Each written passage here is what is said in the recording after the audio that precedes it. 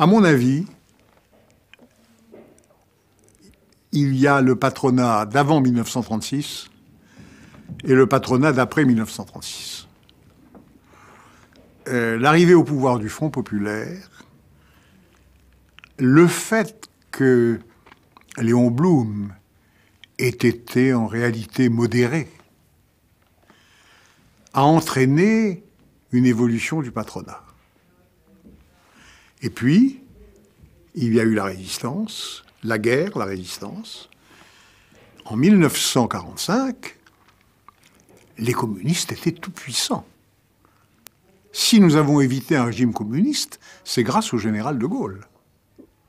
Et à ce moment-là, les patrons, mais aussi les socialistes, vivaient dans l'appréhension d'un succès électoral communiste qui donnerait le plein pouvoir à ce parti. Qu'à ce moment-là, le patronat ait cherché à éviter que toute la classe ouvrière se porte chez les communistes, entame un dialogue, fasse des progrès sur le plan social, encouragé d'ailleurs par le gouvernement. Je dois dire que ça se comprend. La scène du partenariat social, grosso modo, elle est là pour discuter d'une répartition des fruits de la croissance, on va dire. Rétrospectivement, à nouveau, on parle du compromis fordiste, des 30 glorieuses, où on voit bien à un moment donné qu'il y a des compétences qui se distribuent entre la sphère économique, la sphère sociale, et en concertation, on essaye de voir quelles sont les meilleures institutions pour faire vivre et supporter le compromis fordiste. On n'a pas encore parlé de la grande loi sur les conventions collectives, qui est la loi de 1951, et c'est, tant que j'ai bonne mémoire, mais il semble bien que c'est la loi de 51, et c'est bien le diptyque organisation de la représentation syndicale, qui lui est antérieur, qui doit être des années 47 ou 8. C'est une affaire des gouvernements de la Libération, peut-être même 46. La reconnaissance d'une représentation syndicale, c'est un truc inouï propre à la France. Aucun autre pays ne fait ça. Les syndicats, ils existent, on traite avec eux. Nous, il y a le problème de cette reconnaissance. Et cette reconnaissance devient opérationnelle à partir du moment où la loi sur les conventions collectives ouvre le champ à toute une phase de négociation sociale qui a été très importante et où Renaud s'est illustré à diverses reprises. Vous connaissez tout cet aspect de notre histoire sociale. C'est la naissance de ce qu'on appelle, ce que les juristes appellent l'ordre public social. Il y a l'idée que à chaque fois qu'on descend d'un cran ou d'un niveau, on passe du niveau interprofessionnel au niveau des branches professionnelles, du niveau des branches professionnelles au niveau de l'entreprise. À chaque fois, les négociateurs ne peuvent qu'améliorer le produit des négociations qui ont eu lieu au niveau supérieur. L'un des artisans de cette vision globale d'articulation entre la concertation, le système de négociation collective, et y compris d'ailleurs dans le secteur public, ça va être Jacques Delors, au début des années 70, quand il sera conseiller social du Premier ministre Chaban-Delmas.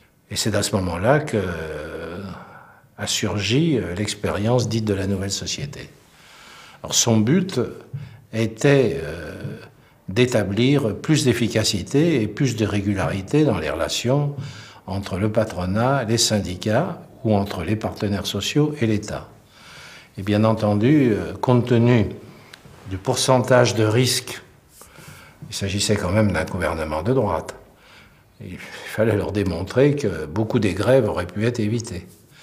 C'est pour ça que l'effort a porté au début sur le secteur public. Mais là, il y a eu des chocs culturels. Par exemple, le premier accord que j'ai pu faire concernait les catégories C et D de la fonction publique, c'est-à-dire ceux qui sont en bas de la hiérarchie. Et le jour où cet accord a été conclu, au Conseil des ministres, plusieurs ministres gaullistes ont dit « mais l'État n'a pas à négocier avec ses salariés ». Donc c'était un premier choc.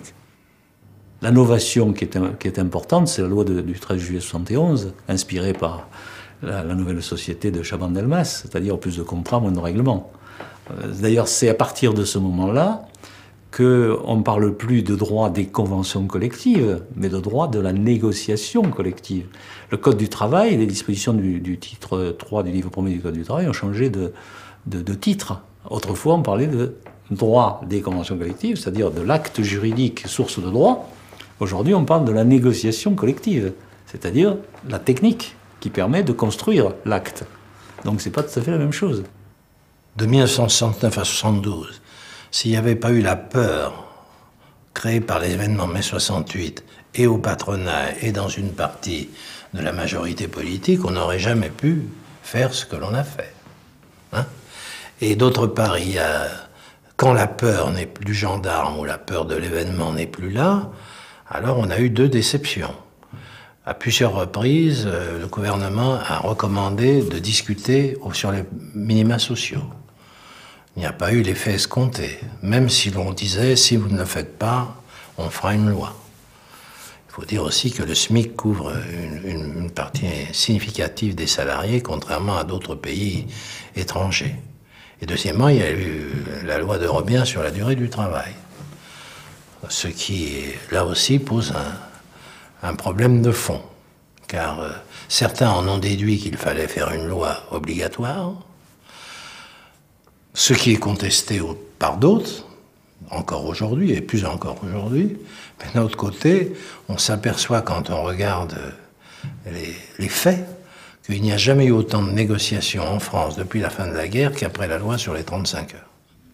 L'ironie de l'histoire, c'est qu'effectivement, ce système qui entre en crise au début des années 80, au milieu des années 80, a été effectivement, il reviendra à Martine Aubry, la fille de Jacques Delors, d'être celle qui a initié la première, ce détricotage du système. C'est à Martine Aubry qu'on doit, quand elle était conseillère sociale de Pierre Mauroy, les ordonnances sur le temps de travail qui permettent aux entreprises de déroger par rapport aux accords de branche. Et donc le détricotage de l'ordre public social, alors qui obéit d'ailleurs à des logiques assez raisonnables, c'est-à-dire de dire finalement le système tel qu'il est, parce que le contexte économique a changé, parce que les marges de manœuvre ne sont pas les mêmes, parce que les ressources de compétitivité de l'économie ne sont plus les mêmes, donc il faut que le système de négociation s'adapte et gagne un peu plus en souplesse, et donc on va passer d'un système dans lequel la négociation ne peut avoir pour fonction que d'améliorer les droits des salariés, donc une fonction d'égalisation des conditions des statuts des salariés, à une fonction dans laquelle la négociation va pouvoir jouer un rôle d'adaptation par rapport aux conditions que rencontrent les entreprises concrètement. Chaque fois que l'on explique que dans le domaine de la durée du travail, quasiment tout, hormis ce qui relève de l'ordre public absolu, c'est-à-dire la durée maximum, parce que là, ça touche à la protection de la santé, on peut y déroger, les gens me regardent comme ça. Mais oui, pourtant c'est le cas. On peut déroger quasiment à tout. C'est-à-dire qu'aujourd'hui, dans le domaine de la durée du travail, on peut parfaitement adapter l'ensemble des règles applicables à une entreprise, non seulement au type d'activité propre à cette entreprise, mais également à ses objectifs pour une période déterminée. Mais pour y arriver, il faut savoir vivre le droit de la négociation et le droit du travail comme instrument de gestion. Pas tout seul, mais il faut le prendre en considération. Alors, regardez les accords 35 heures, je ne vais pas faire de critique corporatiste, mais qui les a mis en place dans l'entreprise? Des ingénieurs. Les juristes ne sont jamais intervenus.